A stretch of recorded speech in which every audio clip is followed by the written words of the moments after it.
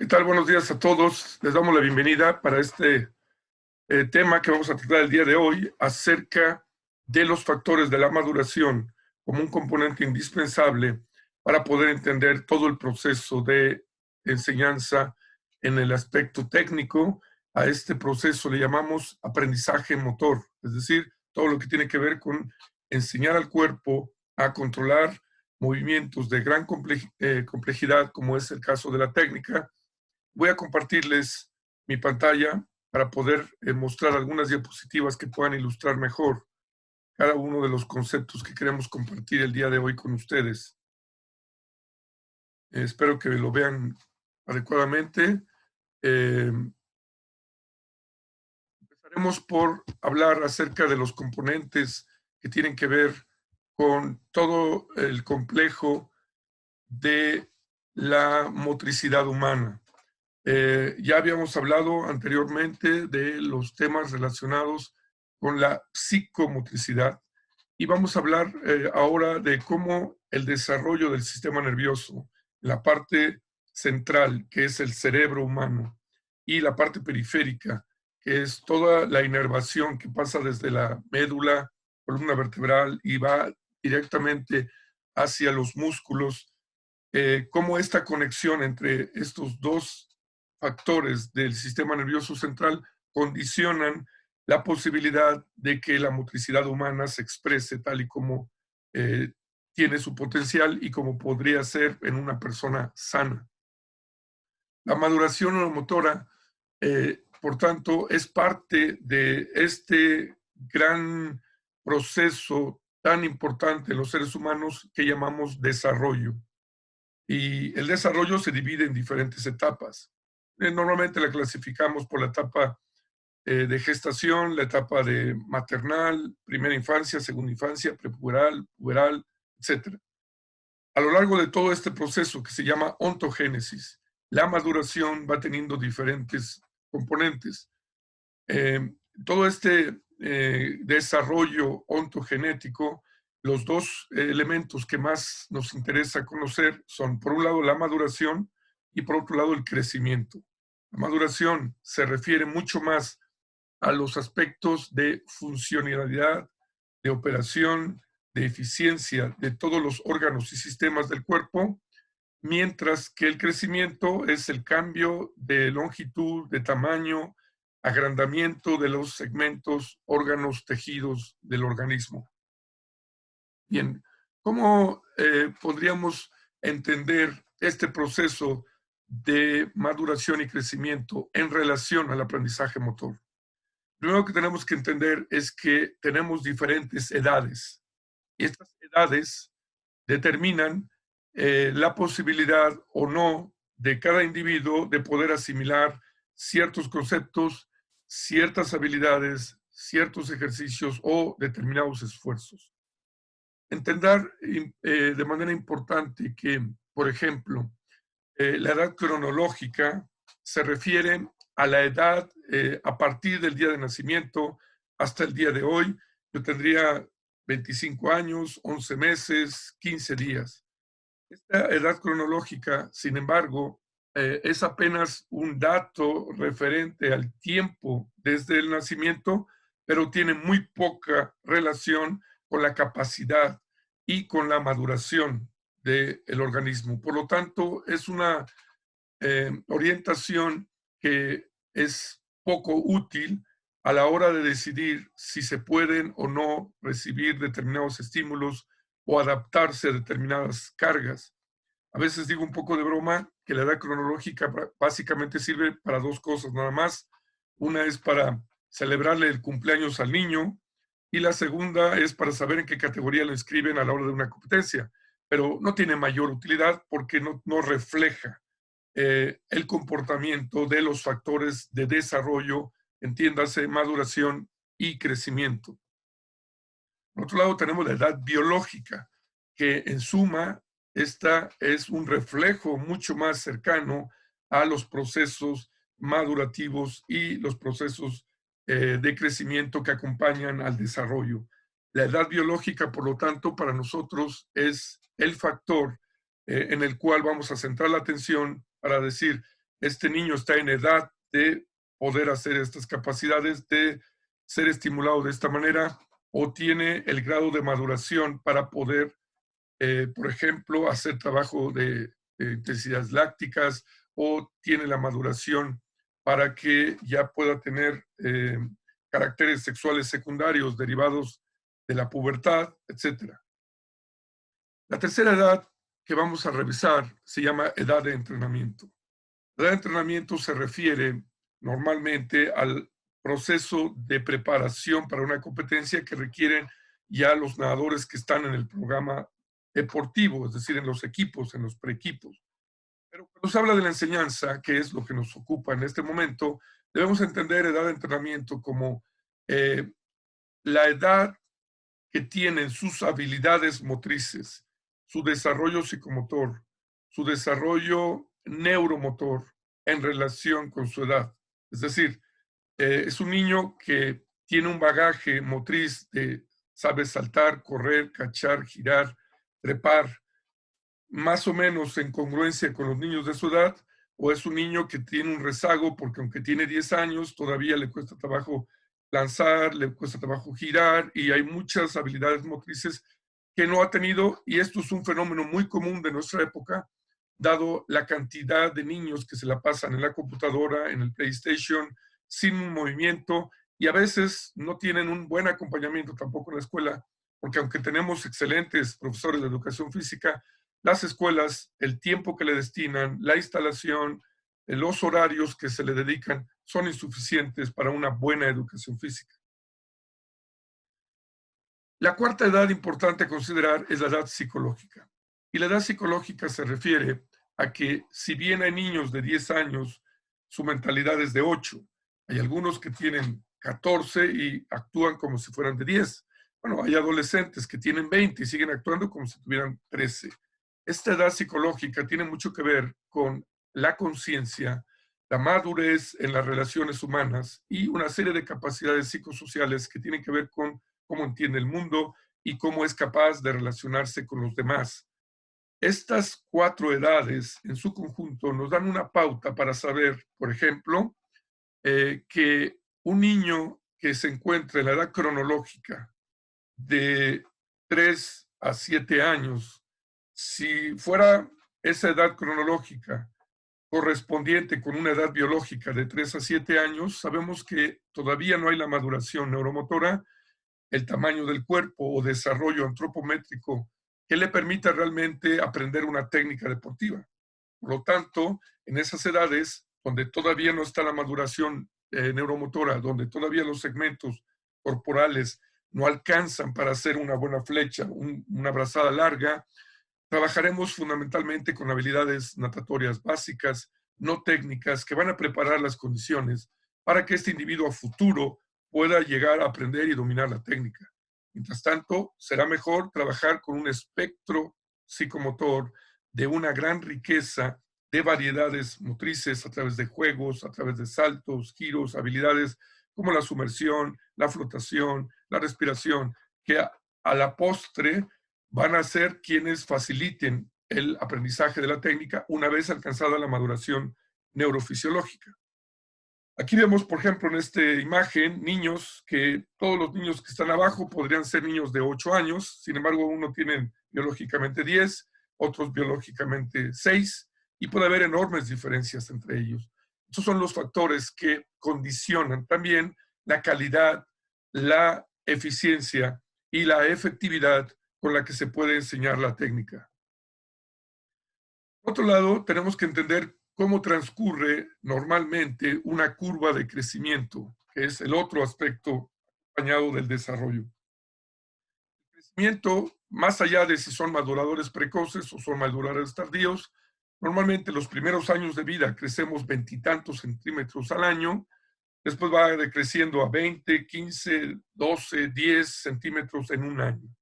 Esta decrecimiento, esta desaceleración de la curva se caracteriza normalmente por llegar a la parte más desacelerada justo antes de empezar la pubertad, en la etapa que llamamos prepuberal, que estamos hablando que fluctúa entre los 8, 11 años más o menos.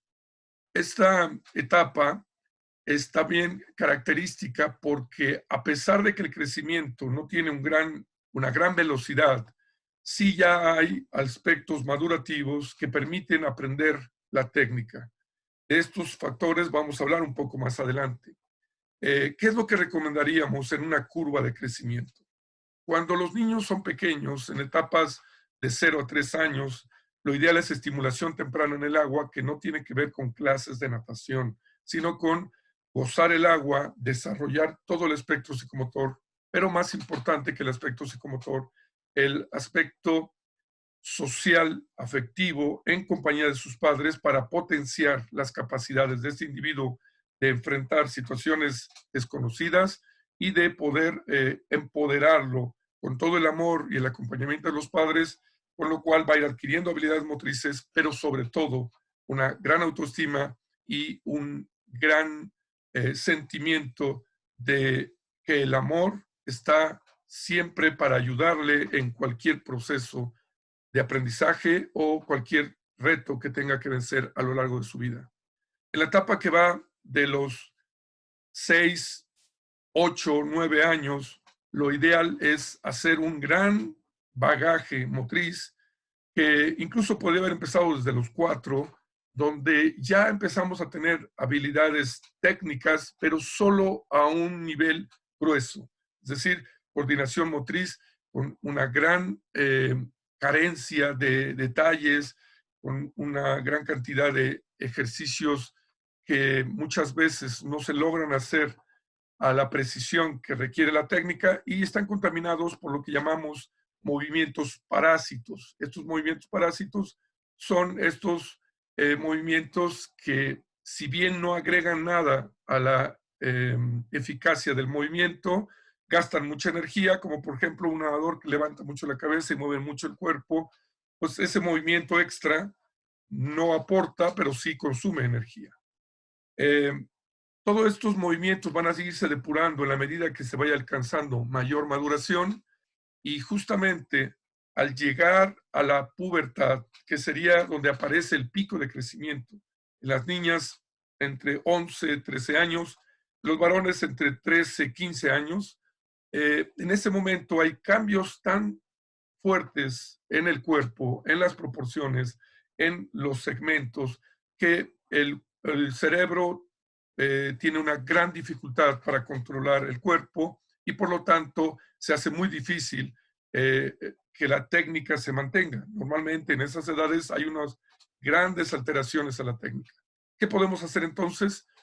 Si hacemos cada etapa de manera correcta, de 0 a 3 años, estimulación temprana, de 4 a 7 años, de desarrollo diverso de habilidades motrices para desarrollar una psicomotricidad muy rica. Y vamos al mismo tiempo introduciendo técnica gruesa. Si hemos hecho todo eso hasta los 8 años, al llegar el pico de crecimiento, vamos a poder entrar a un reaprendizaje de la técnica, donde ya la técnica se había aprendido a un nivel bastante avanzado y aquí hay que consolidarla, mantenerla y reaprenderla, porque el pico de crecimiento va a traer una nueva dimensión de los segmentos corporales y por tanto requiere ser pulida, cuidada y, digamos, repasada con un proceso de reaprendizaje. No es lo mismo que llegar a la etapa puberal, atravesar este pico de crecimiento tan acelerado y al mismo tiempo pretender enseñar técnica. La técnica tendría que haberse enseñado antes, si bien hasta los 11 años no es perfecta, pero ya tiene un gran avance y solo nos tocaría reaprenderla, consolidarla en las edades del pico de crecimiento. Bien, recordemos un poco la teoría de este autor, Winter, que nos habla de que a lo largo de la vida tenemos etapas que van fluctuando entre fases de estiramiento o alargamiento del cuerpo en los ejes longitudinales y etapas de engorda o de acumulación de tejido subcutáneo adiposo que es una reserva de energía que después va a ser utilizada para la siguiente fase de estiramiento.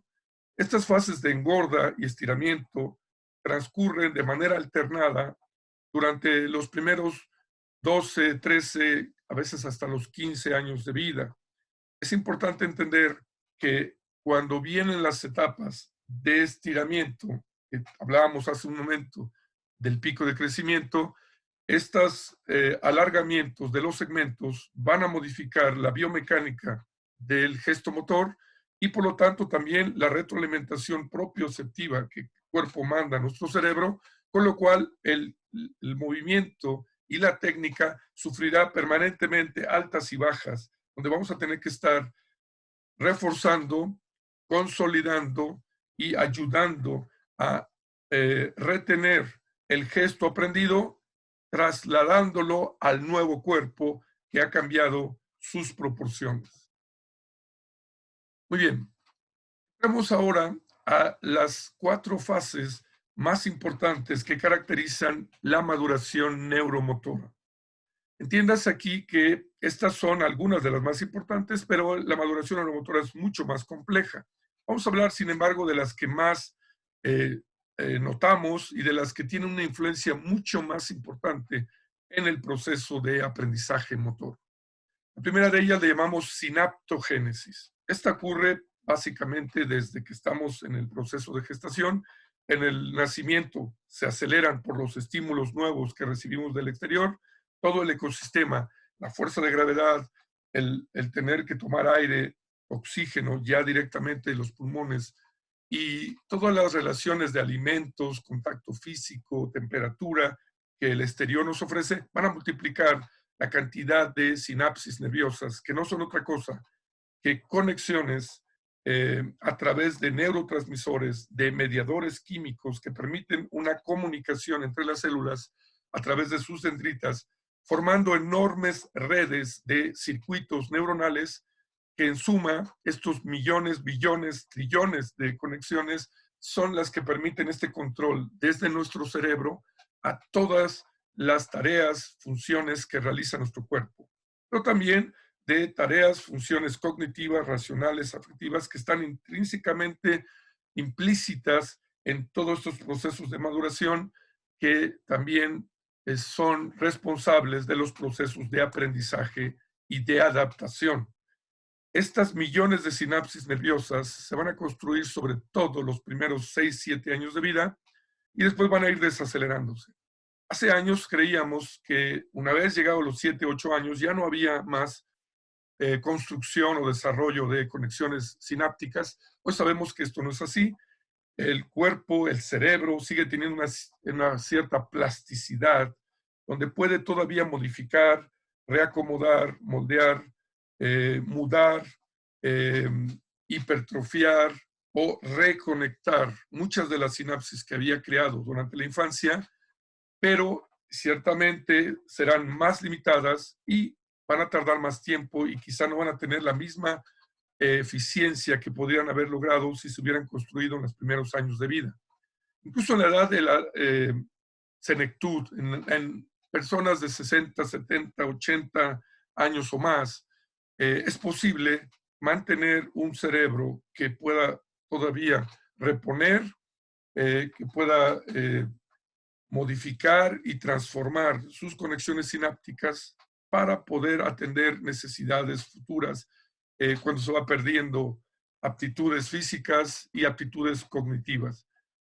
Hoy el Alzheimer, el Parkinson, podría ser evitado con una gimnasia cerebral si mantuviéramos nuestro cerebro activo durante muchos años.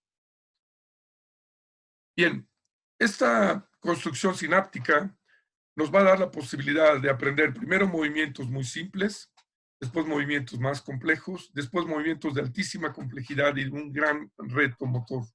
Recordemos lo que hablábamos en la primera conferencia, donde hablábamos del desarrollo psicomotor, todo este sistema psicomotor humano, empezando por el tono, equilibrio, lateralidad, nociones del espacio, nociones del tiempo, todo este árbol del sistema psicomotor se va a ir construyendo con las experiencias de vida y en la medida que vamos adquiriendo más estímulos y somos capaces de procesarlos, se van haciendo nuevas conexiones sinápticas. El segundo proceso que nos gustaría mencionar es el proceso conocido como la mielinización. La mielinización consiste en recubrir las vainas de la fibra nerviosa con un ácido graso llamado mielina. Esta mielina hace las veces de un aislante, como en un cable de cobre, el plástico que lo recubre aísla para permitir una mejor conductibilidad del estímulo eléctrico, una mayor y más rápida respuesta de los músculos efectores y una comunicación con los sentidos hacia el cerebro, llevando por las líneas aferentes o sensitivas información al cerebro y regresando del cerebro órdenes a los músculos que efectúan el movimiento o la línea eferente, también conocida como línea motora. Estos dos canales de inervación son aislados a través de la mielina, pero toma varios años llegar a este proceso de protección de este sistema nervioso periférico, y la mielinización permite mayor precisión en los movimientos. Ustedes han visto cómo un niño muy pequeño de repente quiere tomar el vaso y lo termina tirando, o agarra un objeto y lo rompe, no calibra, no dosifica, y es difícil como precisar la fuerza, la dirección, la intensidad o, digamos, la potencia con la que la fuerza y el movimiento es utilizado.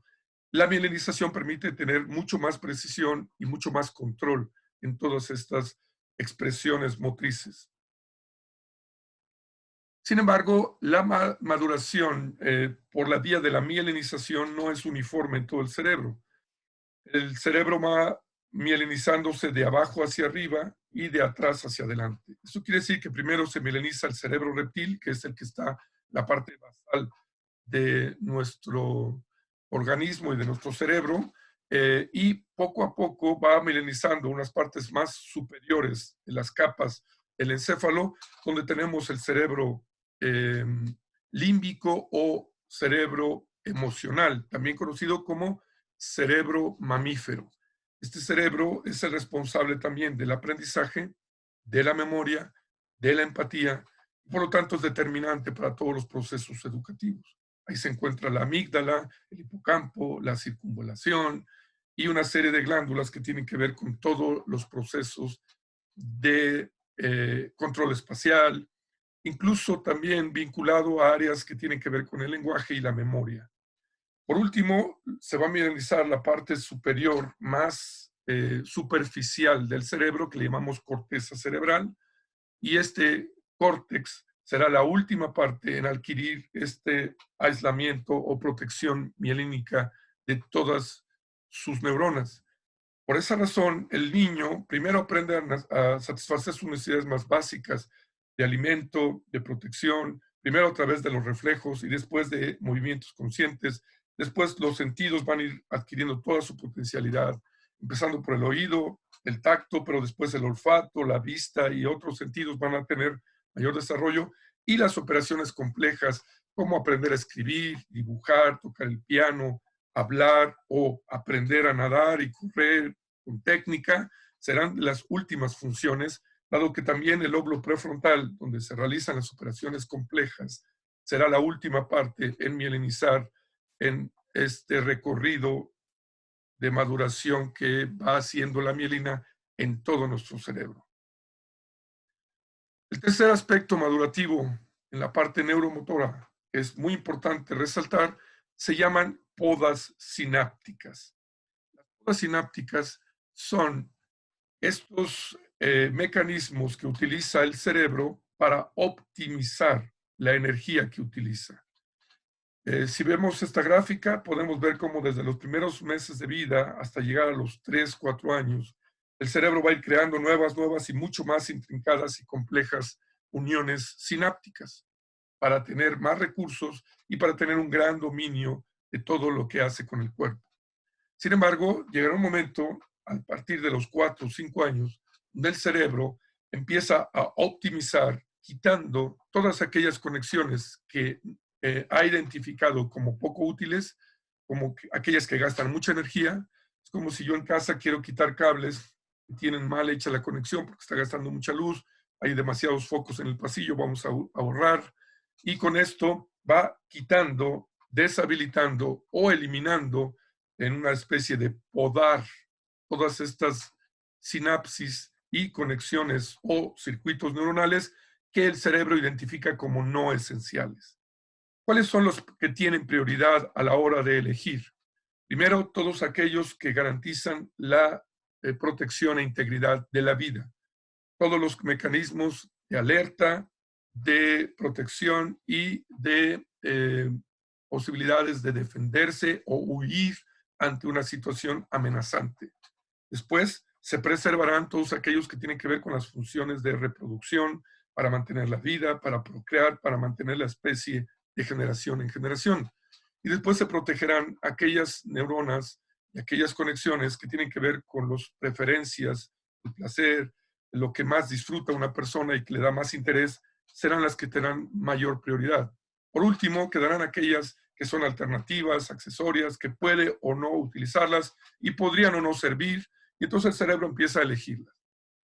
Derivado de este conocimiento, sobresale la importancia que tiene una estimulación muy rica, muy diversa, que no sea solo clases de técnica cuando llegan a nadar, sino que tenga una diversidad de actividades psicomotoras, de los juegos, los saltos, los circuitos, las interacciones sociales, cognitivas, afectivas dentro de la clase de natación, sean parte sustantiva de todos los estímulos que recibe el niño en tierra y en agua, y que todo esto va a favorecer que, llegado el momento, cada una de las conexiones y circuitos sinápticos fueron utilizados, fueron puestos en acción y por lo tanto el cerebro no los detectará como áreas inútiles o inservibles y probablemente podamos protegerlas para que no sean podadas en el momento de que se depure toda esta inmensidad de conexiones sinápticas. De ahí la importancia de que ustedes como educadores acuáticos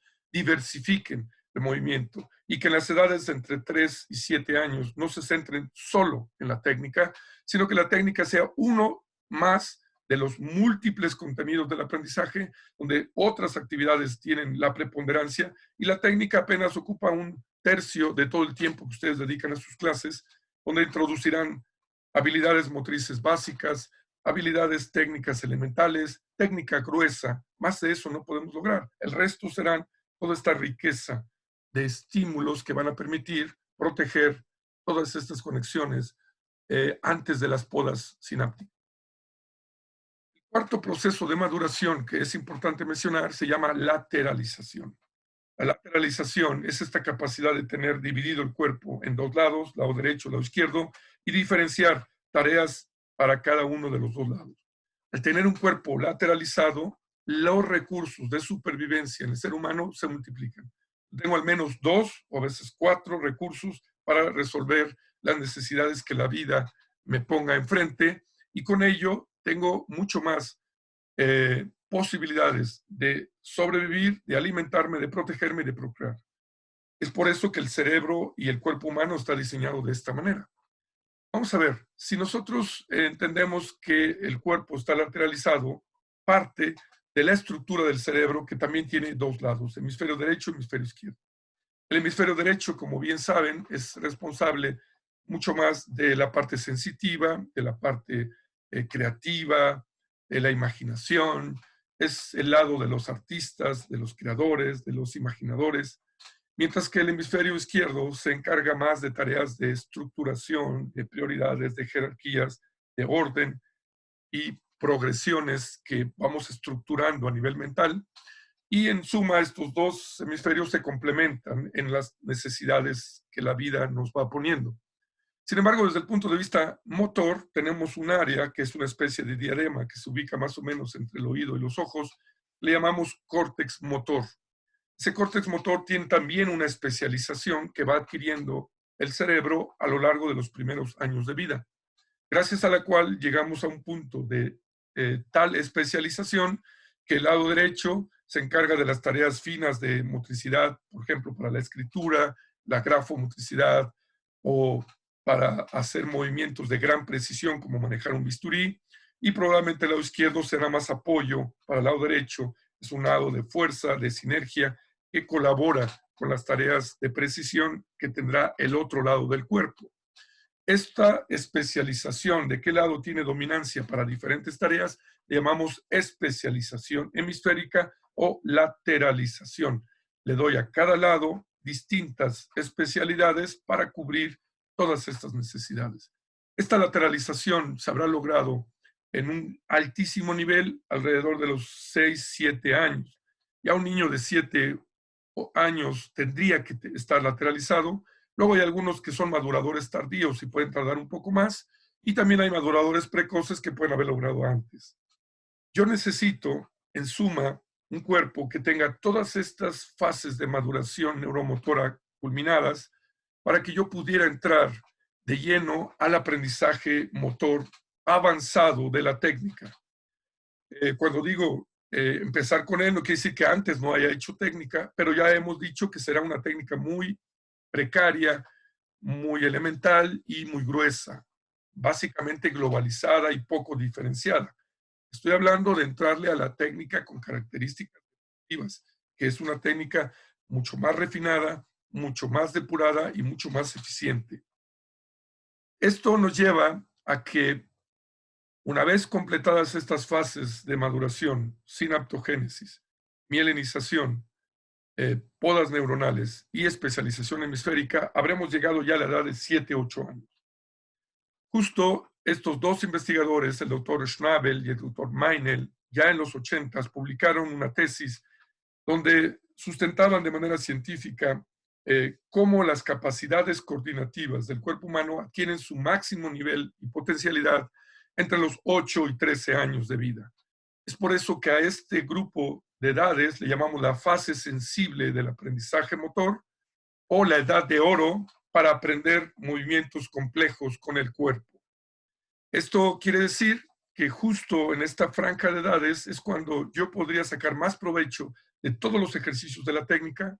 Aquí sí puedo aspirar a pasar de técnica gruesa a técnica fina, y aquí sí podría yo entrar a la complejidad que exige la técnica deportiva competitiva. Pero ¿qué pasa realmente en México en la práctica? La mayoría de las escuelas de natación hay estimulación de bebés, ahí suponemos que ya aprendió a nadar, por lo tanto, a partir de los 4 y hasta los 8 años nos dedicamos a enseñarle la técnica deportiva. Es decir, estamos utilizando la edad de la maduración neuromotora, donde todavía el cuerpo no tiene un gran control, para enseñar lo más difícil, que es la técnica. Es un gran error porque no se logra ese nivel de técnica, pero además el problema más grave está en que el tiempo que invertimos en la técnica se lo estamos quitando a la diversidad de estímulos motrices, a esa riqueza y exuberancia neuromotora para explotar una psicomotricidad muy rica. Es decir, no solo desperdiciamos los estímulos de técnica que tienen poco ganancia, sino que le quitamos los estímulos necesarios para potenciar estos 4 procesos de maduración que hemos hablado. Por eso tendríamos que entender que antes de los 8 años, priorizar diversidad motriz, variabilidad en acciones, diversidad y riqueza en todas las experiencias motrices en el agua, donde entrarían un montón de habilidades que no son exclusivas de la técnica de los estilos. Yo enfocaría el proceso entre los 4 y 8 años como iniciación a las actividades acuáticas.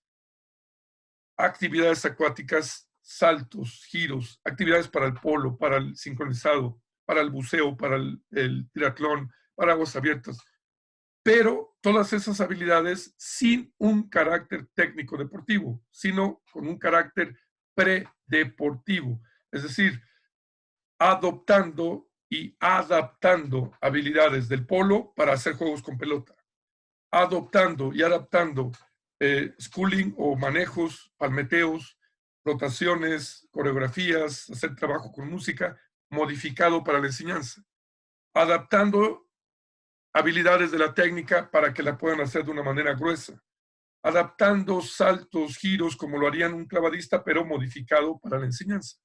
Este carácter predeportivo, pretécnico, pero que tomamos de otras actividades, enriquece todo este desarrollo motriz, porque no podríamos pensar que los niños que están en enseñanza entre 4 y 8 años están en enseñanza para natación competitiva de estilos, están aprendiendo para ser nadadores.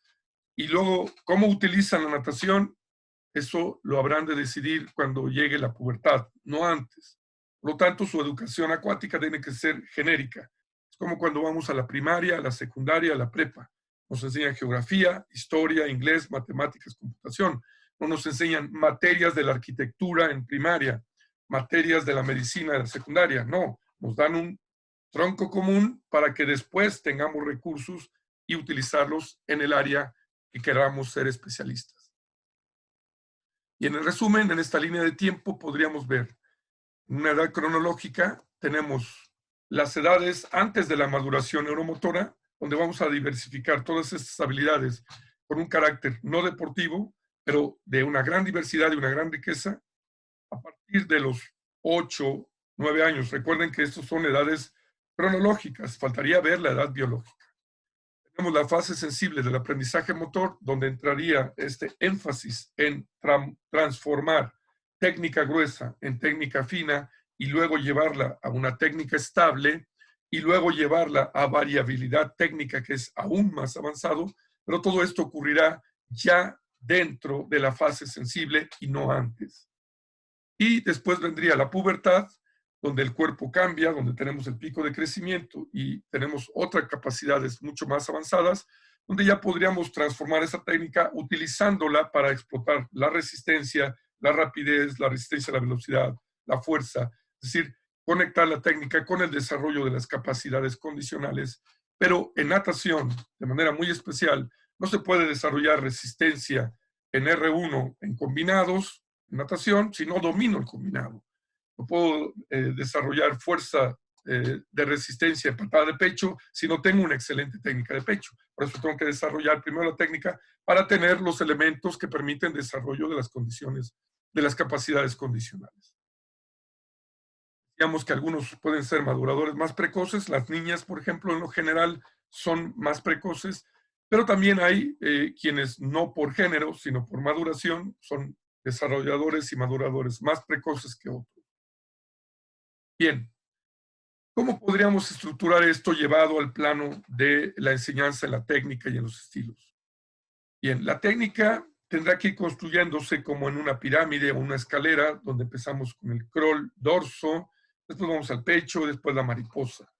Estos aprendizajes, sin embargo, están desfasados y no van al mismo tiempo. Para poder priorizar el acento y la atención a gestos motores muy, muy complejos que son de técnica, pero no tener que saturar el cerebro con todos los estímulos a la vez.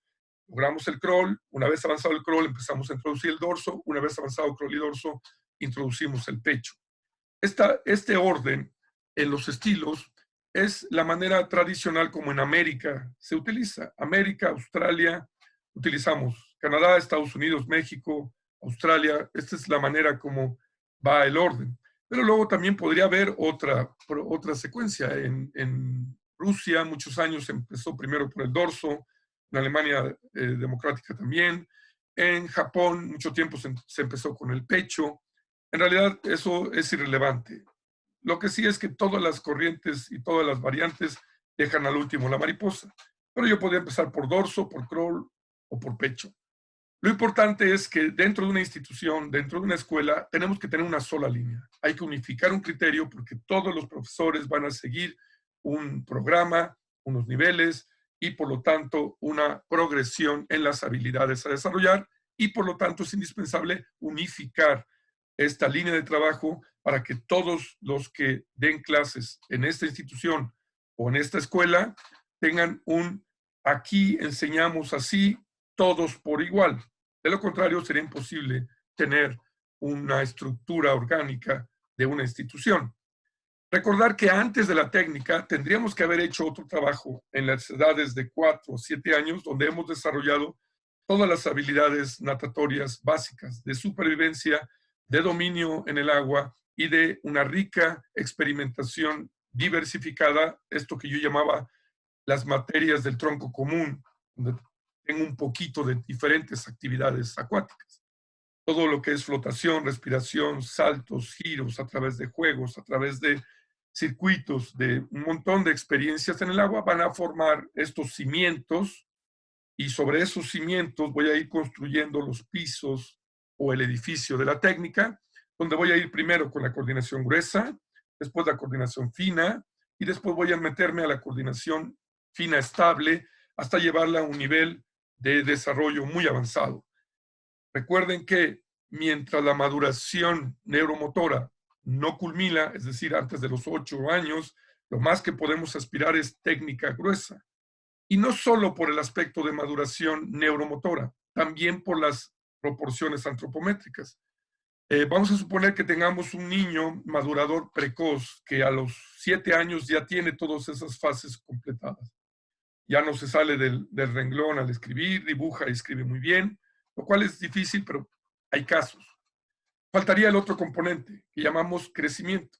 Necesito que sus brazos le den para hacer una flecha estirándose aquí, pero normalmente entre los 6, 7 años y menos, es muy común que los niños tengan cabeza de E.T. y bracitos de T-Rex, por lo tanto no le alcanza para rodear la cabeza y hacer una flecha así, sino tendrá que ser una flecha con los brazos abiertos o flexionados, y por lo tanto los brazos no pueden entrar hasta adelante, y por lo tanto no puede rotar tanto el tronco porque perdería control del cuerpo.